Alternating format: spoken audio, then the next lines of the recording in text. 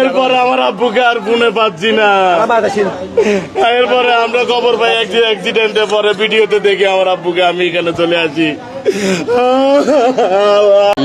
লেগুনা এবং ইগল গাড়ির মধ্যে একটা সংঘর্ষ হয়।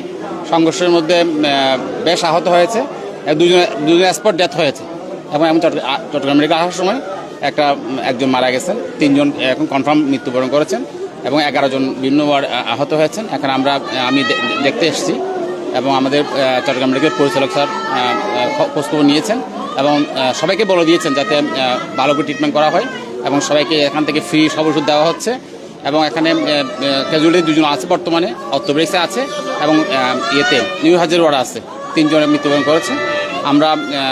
আমরা এখানে আসছি সবাই যাতে ট্রিটমেন্ট পায়। আব্বু বোনের জজুর বাড়ি থেকে বাসায় যাচ্ছে পটিয়াতে, নতুন ব্রিজ থেকে গাড়িতে উঠছে। আমার আব্বুর সাথে গাড়িতে উঠার আগে কথা হয়েছে, আমার আব্বু বলতেছে আমি গাড়িতে উঠতেছি, আমি আসতেছি। এরপরে আমার আব্বুকে আর ফোনে পাচ্ছি না।